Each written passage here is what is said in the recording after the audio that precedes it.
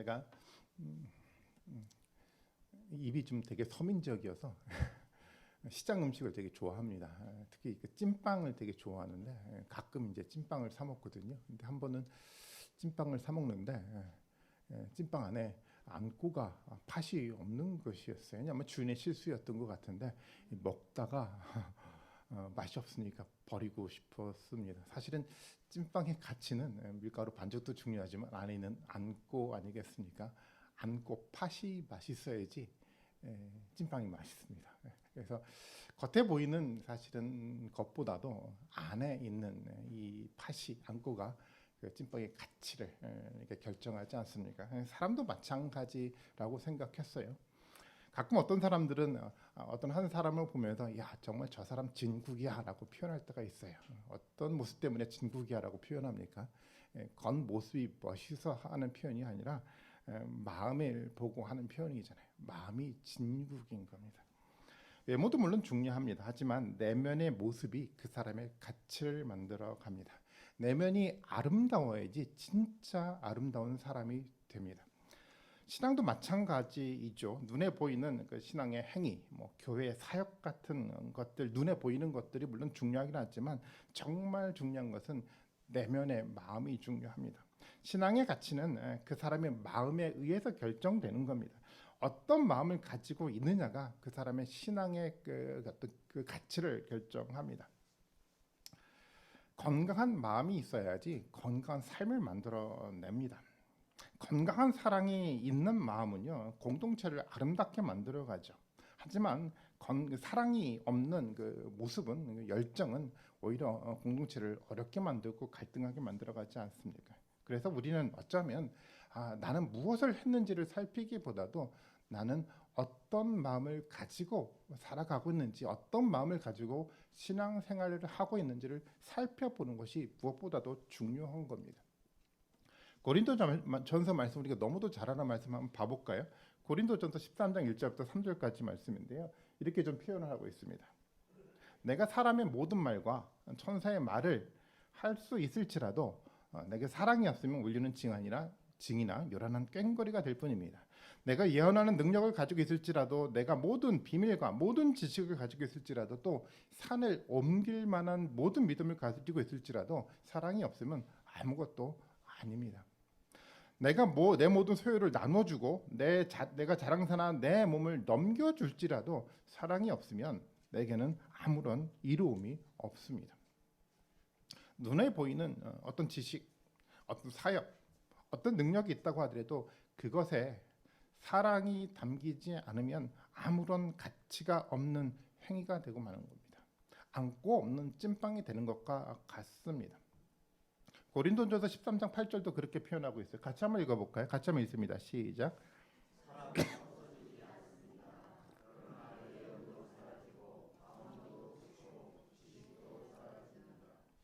모든 것은 다 사라집니다. 표면적으로 우리 눈에 그럴듯하게 보이는 모든 것들은 다 사라져요. 예언도 사라지고 지식도 사라지고요. 방언도 사라지고요. 모든 것들은 다 사라집니다. 오직 마음만 남습니다. 마음 안에 사랑만 남는다라는 겁니다. 이것이 하나님이 세상을 그리고 하나님이 사람을 보는 하나님의 방식입니다. 하나님의 눈에는 표면적으로 보이는 그 어떤 것이 보이는 것이 아니라 그것을 담고 있는 마음이 하나님의 눈에 보입니다. 그렇다면 우리도 생각해 봐야 되지 않을까요? 과연 우리의 내면에는 어떤 마음이 지금 존재하고 있습니까? 예전에 제가 신앙이 어렸을 때였어요. 어떤 한 장로님을 만나고서 아주 당혹스러워했던 그 경험이 있었습니다. 그 장로님은 한 번 눈 밖에 나면 절대 다시 받아주지 않는 무서운 분이셨어요. 잘못에 대한 용서를 하지 않는 정도가 아니라 자기 마음에 맞지 않으면 마음을 완전하게 닫아버리는 분이셨어요. 자기 편이 되지 않으면 절대 돕지 않는 분이 바로 그분이셨어요. 사랑과 배려, 긍휼 이런 마음은 도저히 찾아볼 수가 없었습니다. 장로님이었는데 마음을 비집고 들어갈 빈틈이 하나도 보이지 않았었습니다. 사랑 긍휼이 없는 교회 생활을 하고 있었던 거였죠. 정말 안고 없는 찐빵과 같은 삶을 살았던 거였습니다. 아무리 위대한 일을 교회에서 했다고 하더라도, 그래서 그 일 때문에 사람들의 칭송을 받는다고 하더라도 그 마음에 사랑과 긍휼과 용서의 마음이 존재하지 않으면 요 고린도전서의 말씀처럼 하나님이 인정하지 않는 요란한 꽹과리가 되고 마는 겁니다. 이것이 하나님의 말씀입니다. 오늘날 한국 교회가 어쩌면 안고 없는 찐빵과 같다 말할 수가 좀 있어요. 외형은 그럴듯한데 내면에 진짜가 없습니다. 먼저 복음이 없습니다. 복음을 교회가 가끔 말하기는 하지만 복음 속에 만들어가는 복음의 삶, 사랑, 용서, 긍휼이라는 것들이 교회 가운데 존재하지 않게 되었어요. 사람들은 어쩌면 그런 것이 없어도 된다라고 이야기하기도 해요. 외형적으로만 그럴듯하면 된다라고 막연하게 생각하고 교회를 세워가고 있어요. 이런 상황 가운데 저는 오늘 성경의 세 명의 그 인물을 통해서 외형적인 신앙이 아니라 내면이 꽉 찬 신앙이에요. 정말 안고가 있는 신앙에 대한 이야기를 좀 하려고 합니다. 그런 신앙을 보여줬던 대표적인 사람이 저는 룻이라는 연이라고 생각하고 있습니다. 룻의 모습은 어떻게 생각하면 우리에게 큰 도전, 우리에게 큰 충격을 주는 인물이었습니다. 룻은 그 어떤 그럴듯한 외형을 가진 사람이 아니었어요. 오직 내면에 있는 마음이야. 내면 속에 존재하고 있는 갸륵한 마음씨, 인내를 가지고 살았던 사람이 바로 룻이라는 여인이었습니다. 그것이 진짜였어요.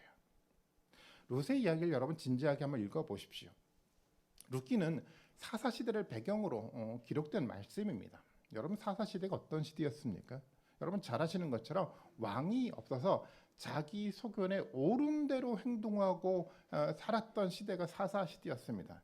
이 말은요, 하나님에 대한 두려움과 공경을 잃어버린 시대라고 말씀을 드릴 수가 있어요. 두려움이 없으니까 사람이 하나님의 자리에 앉게 되는 겁니다.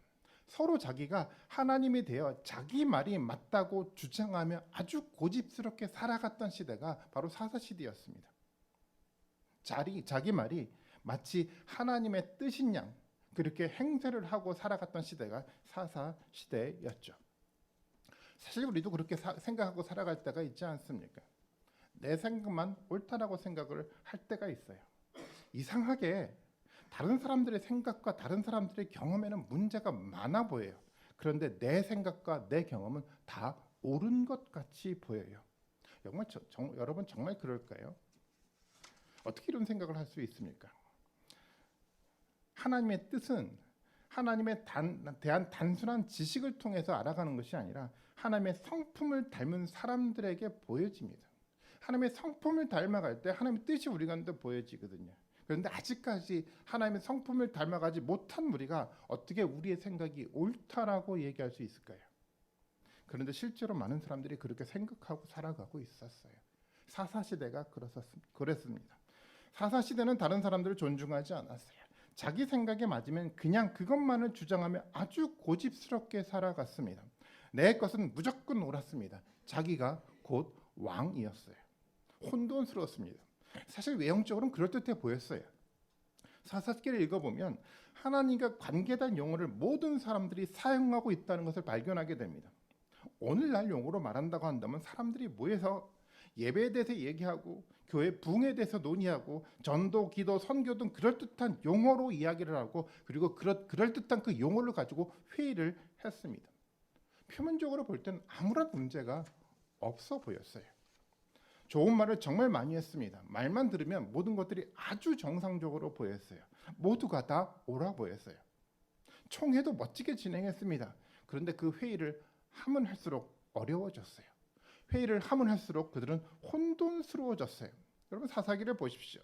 총회를 했는데 베냐민 지파가 사라지는 위기를 그들이 총회를 통해서 만들어내지 않았습니까? 말은 많은데 중요한 것이 없기 때문입니다. 바로 마음이죠. 내면의 모습에 사랑이 담기지 않았기 때문에 이런 혼돈을 만들어 가는 겁니다. 사랑에 대한 이야기는 하지만 실제적으로 사랑이 없었습니다.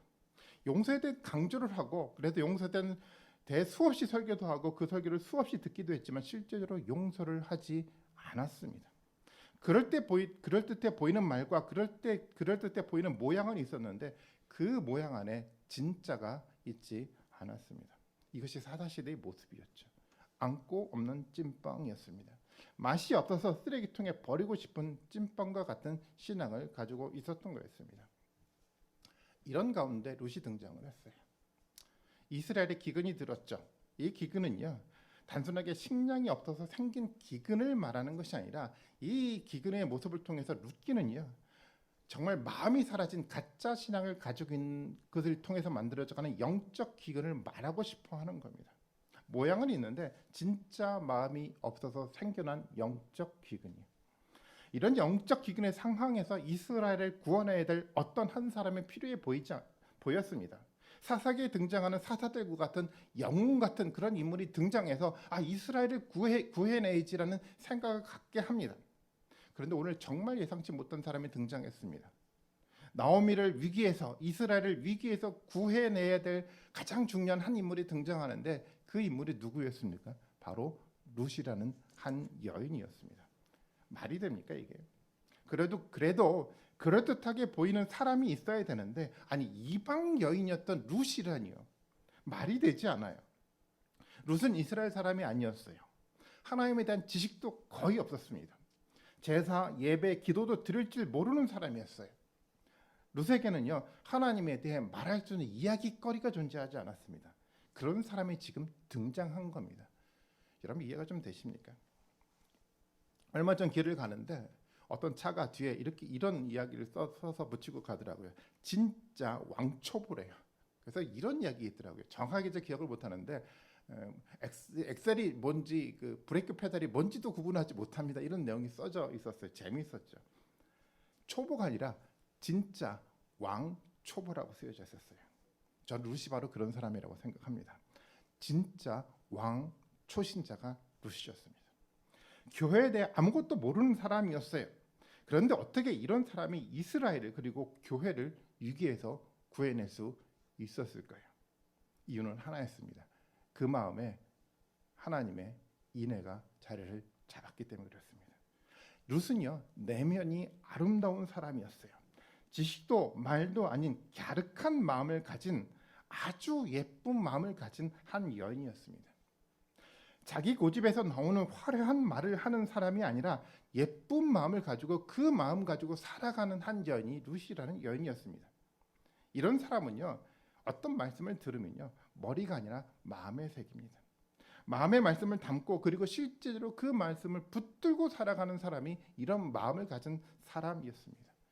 이런 사람은요 머뭇거리지 않아요. 이런 사람은요 하나를 들으면 그냥 그 자리에서 결단합니다. 룻이 진짜였습니다. 가짜로 가득한 그 영적 기근의 시대에 진짜가 나타난 것이었습니다. 겉으로 볼 때는 외형적으로 볼 때는 아무것도 아닌 그 여인이었지만 정말 내면이 꽉 찬 사람이 등장한 거였습니다. 마음이 예쁜 사람이었어요. 마음에 사랑을 담을 줄 아는 여인이었어요. 마음에 말씀을 심을 줄 아는 여인이 바로 등장한 거였습니다. 화려한 말은 때때로 우리를 굉장히 공허하게 만듭니다. 하지만 마음은 다릅니다. 여러분 화려한 말이 아니라 마음을 나눠보십시오. 여러분 마음은 우리를 감동하게 해요. 마음은요 우리를 변화시켜요. 그 마음은 실제로 서로 공동체 안에서 삶을 만들어내는 능력을 갖게 해요. 말을 많이 한다고 그 말대로 그 사람이 살아가지 않습니다. 하지만 마음을 가진 사람은 그 마음에 따라 실제로 살아갑니다. 룻이 바로 그러한 여인이었어요.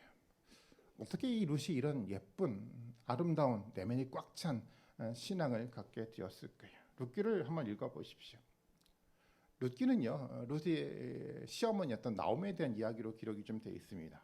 나오미는요 원래 고향 땅에 그 베들레헴에 기근이 생겨나서 모압이라는 나라로 이민을 간 사람이었습니다. 근데 이민의 삶이 정말 쉽지 않았죠. 이민을 가서 잘 살아보려고 했지만 그곳에서 고생만 하다가 남편도 잃고 사랑하는 두 아들도 다 잃어버렸습니다. 고통스러웠어요. 이제는 나오미에게 남은 사람은요 두 사람밖에 없었습니다. 그 두 아들이 결혼했던 두 며느리만 남았어요. 아무도 남지 않았어요. 그런데 이 두 며느리가 정말 착했어요.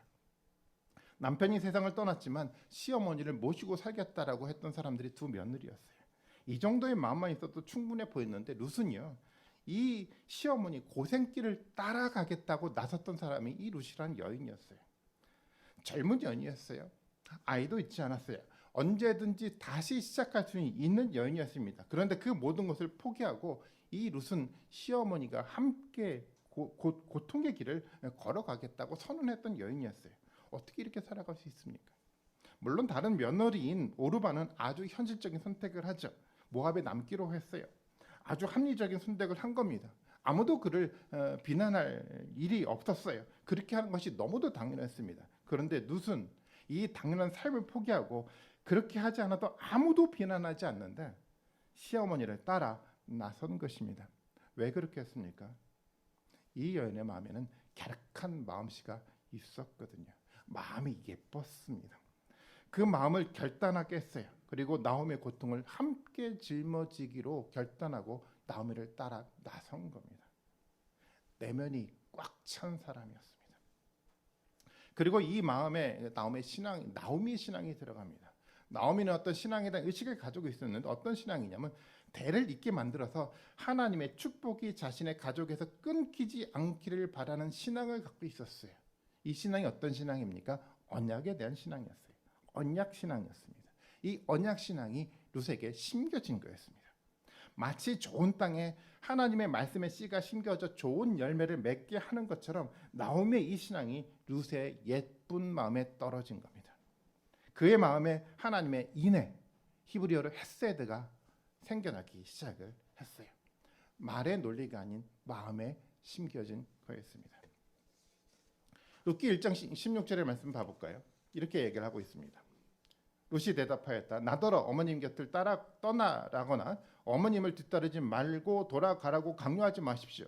어머님이 가시는 곳에 나도 가고 어머님 머무르시는 곳에 나도 머무르겠습니다. 이것이 룻의 마음이었어요. 그리고 이렇게 고백하지 않습니까? 이제 어머님의 결례가 내 결례가 되고 어머님의 하나님이 누구의 하나님이 되는 거죠? 내 하나님이 되겠습니다. 나오미는 결단했어요. 그 예쁨 가운데 하나님을 심은 겁니다. 예쁨 가운데 언약에 대한 하나님의 말씀을 심은 겁니다. 아들을 낳아 하나님의 축복이 이어지기를 바라는 나오미의 신앙이 이제는 룻의 신앙이 되었어요. 이 축복을 마음에 담은 겁니다. 우리가 앞서 출애굽기를 통해서 하나님은 언약 백성들에게 주어지는 이 놀라운 축복에 대한 이야기를 하지 않았습니까?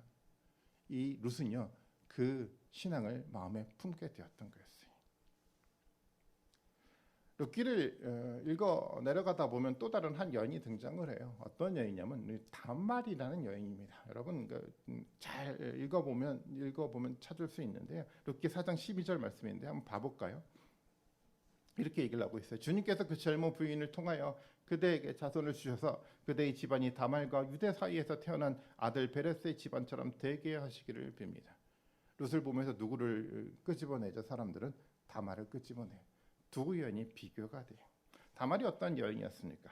다말은요, 정말 하나님의 이 언약을 마음속에 정말 깊이 품고 살아갔던 여인이 다말이라는 여인이었어요. 아시는 것처럼 다말은요, 시아버지인 유다와 동침의 아들을 낳은 사람입니다.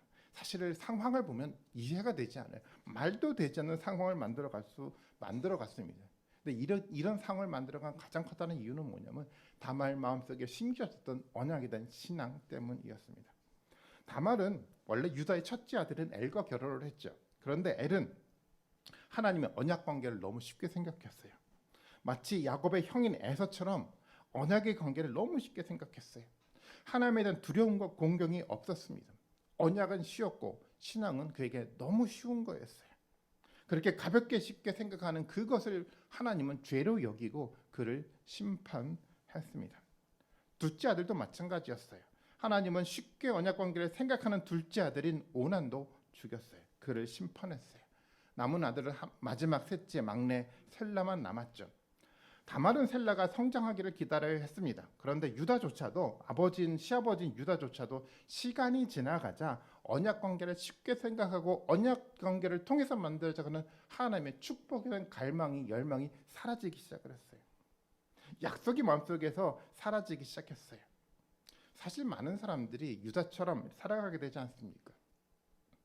하나님 언약에 대한 축복을 갈망하고 살아가는데 시간이 지나가면 지나갈수록 이 기억이 마음속에 사라져가요. 그리고 아주 현실에 맞는 현실적인 신앙만을 가지고 살아가게 됩니다. 우리도 그럴 때가 있지 않습니까? 그런데 모두가 다 잊어가고 있는데 유다조차도 이 신앙의 본질의 모습을 다 잃어가고 있었는데 한 사람 다말만은 그 마음을 품고 살았습니다. 다말은 잊지 않았어요. 그래서 다말은요 창녀로 위장하고 시아버지인 유다에게 접근을 했어요. 유다도 몰랐어요. 그래서 동침을 하고 이 다말은 임신을 하게 됩니다. 사실은 목숨을 건 행동이었습니다. 물론 오늘날 문화에서는 쉽게 이해가 될 수 있는 상황은 아닙니다. 하지만 다말은 모두가 잊고 있는 하나님의 언약 관계를 지키기 위해서 목숨을 건 결단을 했던 사람이었습니다. 모두가 쉽게 생각하는 하나님의 약속을요 다말은 품고 살았습니다. 그리고 그 목숨을 건 결단을 통해서 유다 지파에 하나님이 역사했던 겁니다. 나중에 유다는 다말에게 말하죠. 내가 정말 의로운 사람이다라고 선언을 해요. 다말은 하나님과의 언약 관계에 대한 진지한 마음을 잃어가고 언약 관계를 통해서 오는 하나님의 축복을 잃어가고 있는 그 시대 가운데 정말 하나님의 약속만을 붙들고 살아갔던 바로 그런 사람이었습니다. 이 여인, 이 한 사람이 유다 지파를 지켜낸 겁니다. 유다 지파를 통해 만들어져 가고 있었던 하나님의 위대한 계획을 실제로 만들어갈 수 있는 가장 중요한 한 역할을 한 여인이 되었습니다. 이 지파를 통해서 누가 태어났습니까? 우리가 잘 아는 다윗이 태어났고 또 여기서 누가 태어났습니까? 예수님이 태어났잖아요. 이 한 여인 다말을 통해서요. 마태복음의 예수님의 족보에는 4명의 아주 중요한 여인이 등장하죠. 우리가 잘 아는 것처럼 다말과 기생 라합과 이방인 룻과 예수님의 어머니인 마리아였습니다. 역사상에 가장 위대한 이 여인들이 가지고 있는 공통적인 신앙의 모습이 있어요. 외형적으로는 보잘것없었어요. 아무것도 그럴 때 보이지 않았어요. 그런데 내면에 마음이 꽉 찬 사람들이었습니다. 언약에 대한 두려움을 가진 사람이었고 언약에 대한 진지함을 가진 사람이었고 그리고 언약에 대해서 충성할 줄 아는 사람이었습니다. 바로 그것이 인내의 마음이었죠. 이 인내의 마음을 하나님 보시고요. 이 인내의 마음 가운데 하나님은 축복을 주시는 겁니다. 룻의 이야기를 다시 한번 돌아가 볼까요? 룻기 3장 10절에서 11절의 말씀에 보면 이렇게 얘기를 합니다. 보아스가 룻에게 말하였습니다. 이봐요 룻, 그대는 주님께 복받을 여인입니다. 가난하든 부유하든 젊은 남자를 따라 감직한데 그렇게 하지 않으니 지금 그대가 보여준 갸륵한 마음씨는 이제까지 보여준 것보다 더더욱 값진 것입니다. 이제부터 걱정하지 마십시오. 룻 그대가 바라는 것이라면 무엇이든지 다 들어주겠습니다. 그대가 정숙한 여인이라는 것은 온 마을 사람들이 다 알고 있습니다. 룻은 정말 정숙한 여인이었어요. 룻은 자신을 위해 살지 않고 나오미를 위해서 살았던 정말 속이 꽉 찬 신앙인이었습니다. 나오미의 이 언약에 대한 신앙이 룻의 가득한 마음에 떨어져 있기 때문에 하나님의 인애가 된 것입니다. 사실 나오미도 언약을 잊어가고 있었죠. 이스라엘이 그랬어요. 사사시대의 사람들은 자기 주장만 하고 하나님의 언약 관계에 대한 마음을 다 잃어버렸어요. 그런 상황 가운데 룻은 세상에 이 인애의 마음을 드러낸 것입니다. 룻을 통해서 드러났던 이 인애의 모습을 사람들이 보기 시작했어요. 첫 번째 누가 봤습니까? 보아스가 그 모습을 봤어요. 보아스는 룻의 마음 가운데 있는 이 하나님의 인애를 보았습니다. 그래서 보아스도 이 인애를 실현하게 해서 쉬지 않기로 결단을 합니다. 어떤 손해가 있어도 자기에게 어떤 희생이 있다고 하더라도 룻을 통해 본 인애를 함께 실현하겠다라고 결단하기 시작을 했어요. 나오미도 마찬가지였어요. 이렇게 조금씩 공동체에 인애가 심겨져 가고 인애가 공동체에 퍼져나가기 시작을 했습니다. 다시 하나님의 약속이 꿈꾸어지기 시작을 했습니다. 다시 하나님의 언약 관계에서 오는 두근거림이 공동체에 살아나기 시작을 했어요. 누구를 통해서? 이 작은 여인이었던 룻을 통해서 가능했습니다. 진짜 왕초보 신장 룻을 통해서 공동체가 꿈틀거리기 시작했습니다. 이 룻의 인애가 바로 다윗의 인애였습니다. 오늘 본문의 이야기는 다윗의 어떤 계보로 이야기가 좀 맞춰져 가고 있는데요. 단순하게 이 다윗의 혈통을 말하려고 하는 것이 아니라 바로 룻이 가지고 내면에 꽉 찬 이 인애의 마음이 곧 다윗의 마음이라는 것을 보여주는 거였어요. 그리고 궁극적으로 하나님은 이 이야기를 통해서 예수님이 이 땅 가운데 오셔서 바로 이 인애를 실현했다라는 것을 선언하기 위해서 이 말씀을 우리에게 보여주는 겁니다. 룻의 이야기가 다윗의 이야기고 다윗의 이야기가 곧 누구의 얘기입니까? 예수님의 이야기였어요. 이사야서 53장 2절부터 5절 우리가 너무도 잘 아는 말씀이죠. 한번 볼까요? 그는 주님 앞에서 마치 순한 연한 순과 같이 마른 땅에서 나온 싹과 같이 자라서 그에게는 고운 모양도 없고 훌륭한 풍채도 없고 우리가 보기에 흠모할 만한 어떤 아름다운 모습도 없습니다. 그는 사람들에게 멸시를 받고 버림을 받고 고통을 많이 겪었습니다. 그는 언제나 병을 앓고 있었고 사람들은 그에게서 얼굴을 돌렸고 그가 멸시를 받고 우리도 덩달아 그를 귀하게 여기지 않았습니다. 겉으로 드러나는 표면적인 아름다운 모습이 그에게 존재하지 않았기 때문에 그랬어요. 그는 실로 우리가 받아야 될 고통을 대신 받고 우리가 겪어야 될 슬픔을 대신 겪었습니다. 그러나 우리는 그가 징벌을 받아서 하나님께 맞으며 고난을 받는다고 잘못 생각했습니다. 외모만 보는 우리이기 때문에 그랬습니다. 그런데 그가 찔린 것은 우리의 허물 때문이고 그가 상처를 받은 것은 우리의 약함 때문이었습니다. 그가 징계를 받음으로 우리가 평화를 누리고 그가 매를 맞음으로 우리의 병이 나았습니다.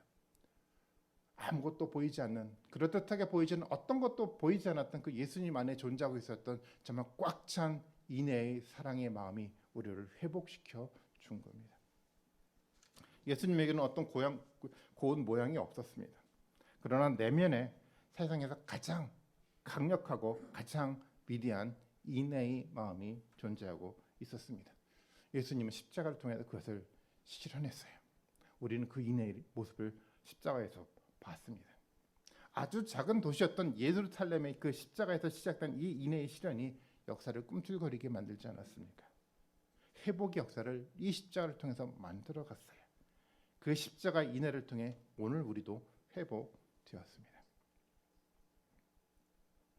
룻기 4장 17절 말씀만 같이 한번 읽어볼까요? 같이 한번 룻기 4장 17절의 말씀을 읽어보겠습니다. 시작.